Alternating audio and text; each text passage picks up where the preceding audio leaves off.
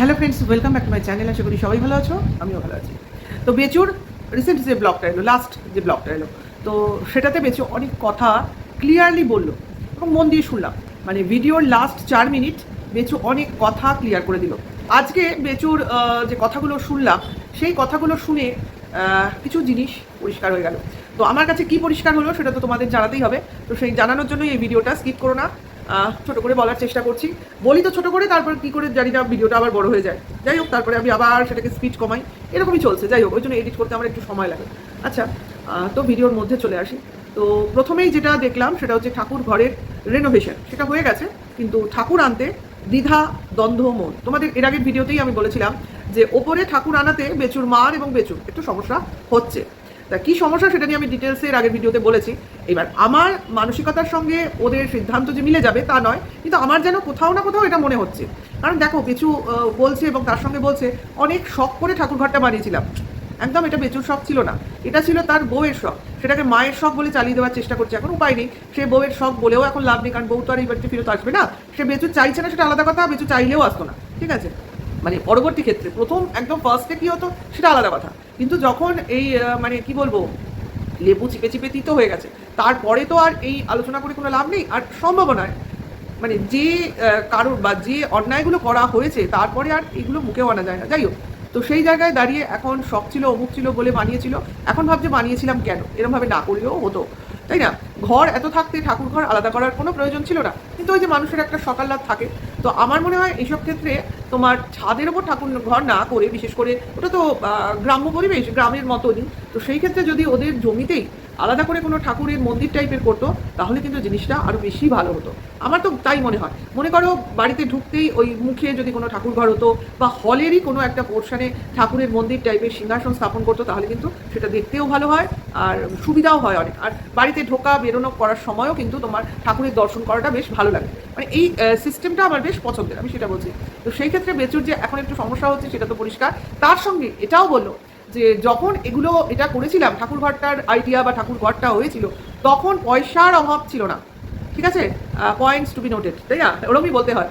তখন পয়সার অভাব ছিল না, তার মানে যখন তিনু ওই বাড়িতে ছিল তখন যে কী পরিমাণ রোজগার হতো সেটা তোমরা ধারণা করে নাও। তার থেকেই তো এইভাবে আশার উপর আশা, আশার উপর আশা, এইভাবে প্রাসাদ তৈরি করার একটা প্ল্যানিং হয়েছিল, তাই না?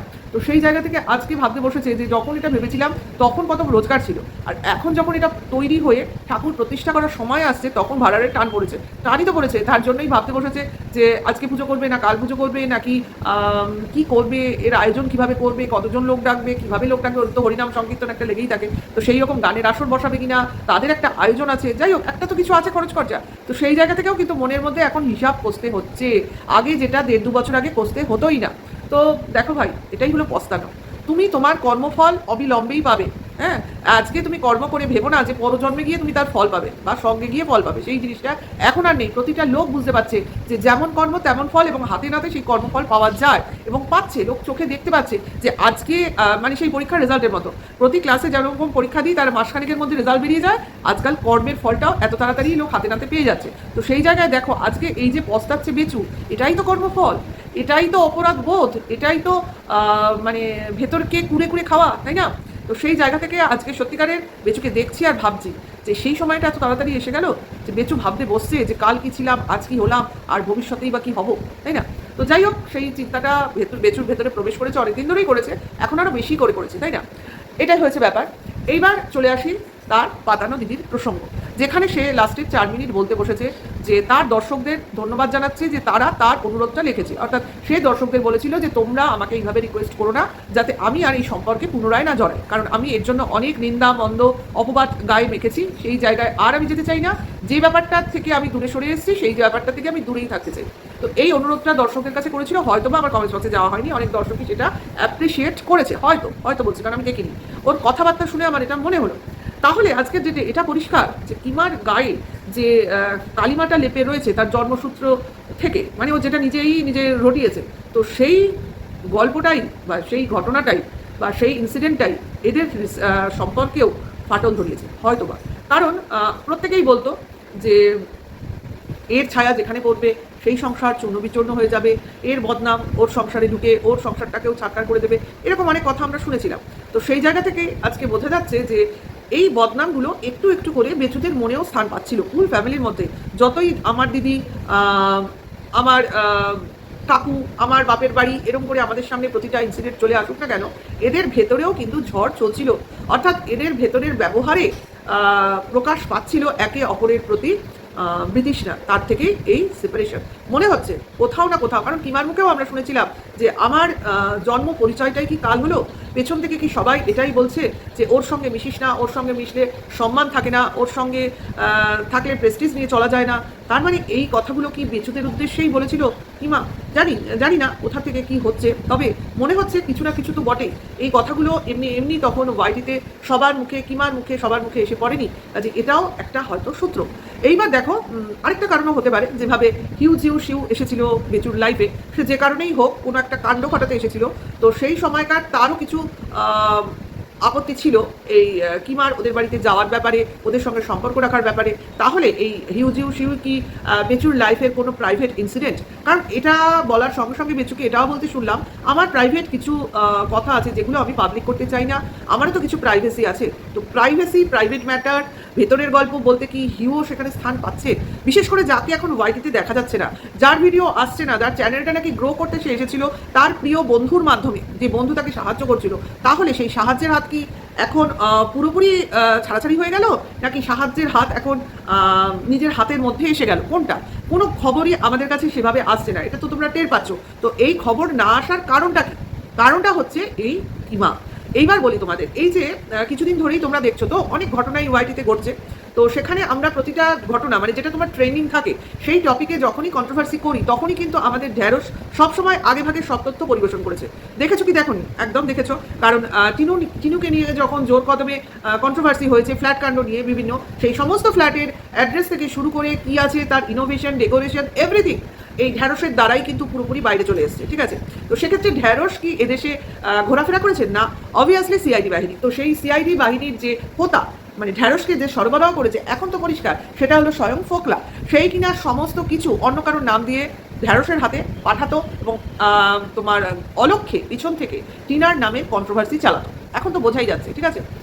আর এদিকে তোমার বেচুর বাড়ির যে ইনসিডেন্টগুলো আমাদের সামনে চলে আসতো, বা বেচু কোথায় যাচ্ছে না যাচ্ছে, তারাপীঠ কাণ্ড বলো, ঝাড়গ্রাম না সরি বিষ্ণুপুর কাণ্ড বলো, যে কাণ্ডই বলো, সমস্ত কাণ্ডের যে বিভিন্ন রিপোর্ট আমাদের সামনে চলে এসছে, সেটা কি করে এসছে, সেটা কি করে সম্ভব? তো অ্যাকচুয়ালি তখন এই কিমার ওদের বাড়িতে যাতায়াত ছিল, অথবা অনেকের বেচুর সঙ্গে যোগাযোগ ছিল এবং কিমারও তাদের সঙ্গে যোগাযোগ ছিল।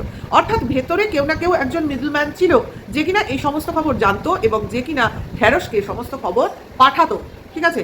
অর্থাৎ এই যে দুজন, একদিকে বেচু একদিকে তোমার টিনু, এদের সঙ্গে সম্পর্কিত লোকই এদের ভিতরের খবর বাইরে পাঠিয়ে দিত এবং এভাবেই কন্ট্রোভার্সিটা ছড়িয়ে পড়তো। আজকে তো পরিষ্কার দেখো, আজকে কিন্তু আর কোনো ভিতরের খবর বাইরে আসছে না। কেন বলো তো? কারণ এদের সঙ্গে সম্পর্কিত লোকজন এখন কমে গেছে। টিনু কারোর সঙ্গে না যোগাযোগ রাখে, না বেচু সেভাবে কারোর সঙ্গে যোগাযোগ রাখছে, তার জন্যই বাড়ির খবর বাইরে আসছে না, বা ঢ্যাঁড়স কোনো খবর বাইরে দিতে পারছে না।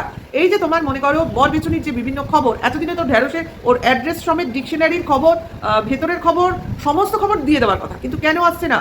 কারণ এই বরবেচুনি সব জানে, সে তার কাছের লোক বলতে কেউ নেই, তার কাছের বন্ধু বান্ধব বলতে কেউ নেই, তার জন্য তার ভিতরের খবর বাইরে যাচ্ছে না। শুধুমাত্র যাদের সঙ্গে এই বরবেচুনির পূর্ব থেকে যোগাযোগ ছিল সেই পূর্বের খবরগুলোই শুধু সামনে আসছে, প্রেজেন্টের খবর কিন্তু আসছে না।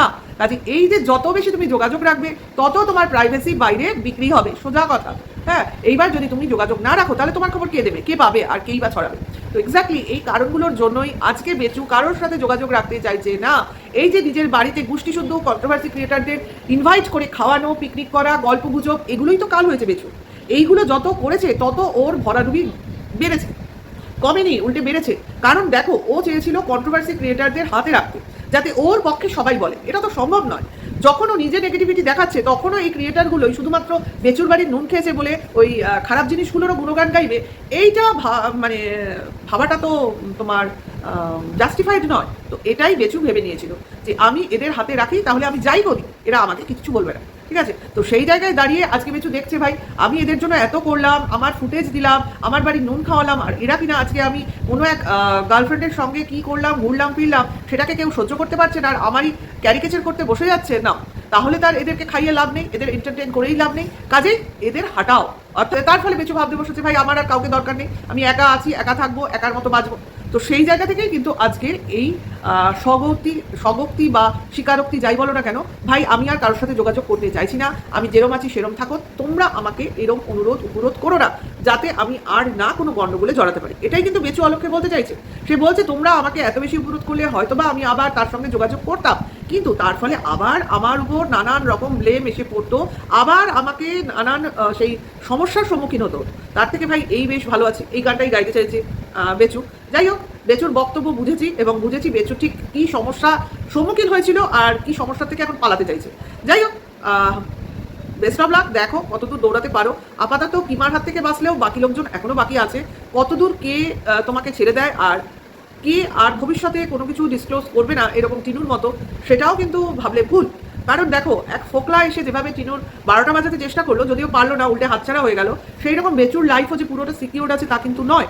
আজকে বেচু কিন্তু বলতে বসেছে, তোমরা ভাবছো আমি হেসে খেলে রয়েছি, ছেলের মুখের দিকে তাকিয়ে সবসময় বিন্দাস আছি, তার মানে কি আমি ভালো আছি? আমি কিন্তু ভালো নেই। আজকে বেচু বললো তো সে ভালো নেই, তো এই ভালো নেই কেন সেটা তো কেউ বলো। দেখি তোমরা কি বলতে পারো কমেন্টস বক্সে। তো তোমাদের কমেন্টসের উপর ভিত্তি করে আমি নেক্সট ভিডিওটা করবো। দেখি তোমরা বেচু কেন ভালো নেই সেটা আমাকে কমেন্টসের মাধ্যমে বলো। তো ভিডিওটা এটুকুই, কেমন লাগলো অবশ্যই জানিও। নেক্সট ভিডিওতে আবার দেখা হবে। সবাই ভালো থেকো, সুস্থ থেকো, ভালো লাগলে লাইক কমেন্টস করো। Tata, by.